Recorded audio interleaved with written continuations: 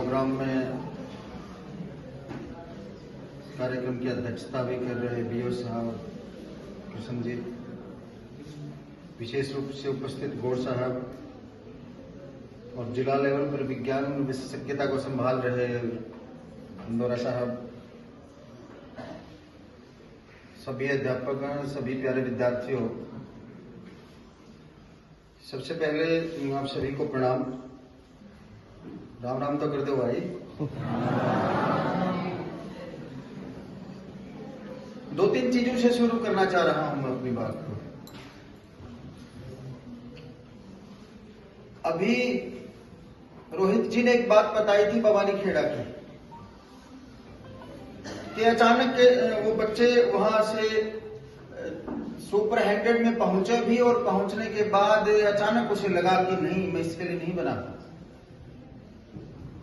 मेरी यात्रा का पथ है ना, वो दूसरा पथ है वो। और अब अभी आपने एक चीज और देखी, छोटे कुछ एक उदाहरणों के साथ मैं वहां पहुंचना चाह रहा हूं, पहुंचाना आपको भी चाह रहा हूं जहां मैं पहुंचना चाह रहा हूं।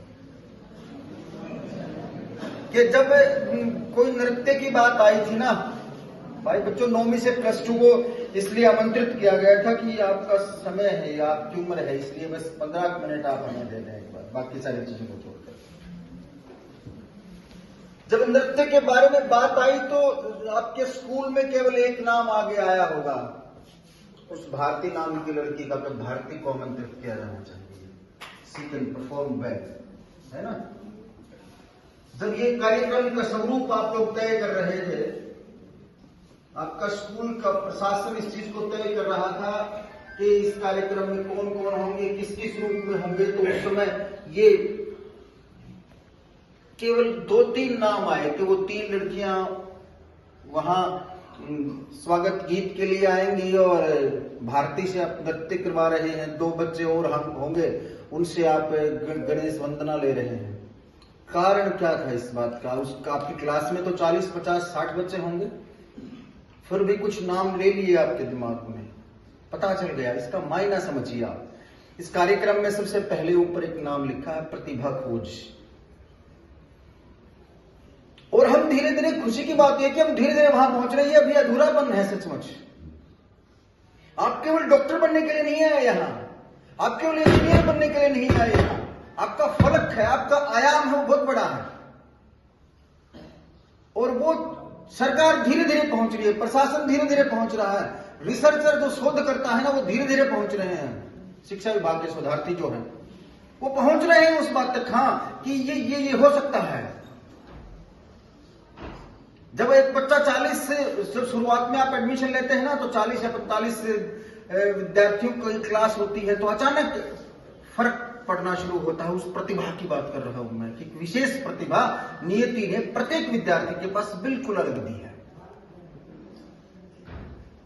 आप अचानक पढ़ रहे होंगे, धीरे धीरे आपको पता चलना शुरू होगा कि इस बच्चे की लिखाई कुछ दूसरे बच्चों से एकदम बेहतरीन, वो अलग छट रहा है।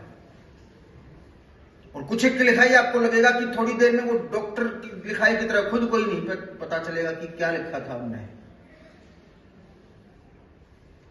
किसी बच्चे को आप देखेंगे धीरे धीरे उसकी आवाज इतनी शानदार, इतनी बढ़िया, इतनी माधुर्यपूर्ण कि आपको लगेगा कि उस बच्चे को सुनना चाहिए मंच के ऊपर।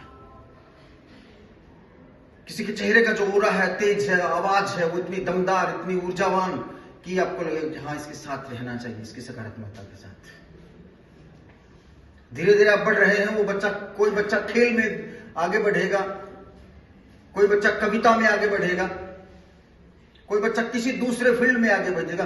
कि धीरे धीरे आप देखेंगे कि किसी बच्चे का भाषाई कौशल बहुत सुंदर, बहुत बेहतरीन, बहुत लाजवाब है।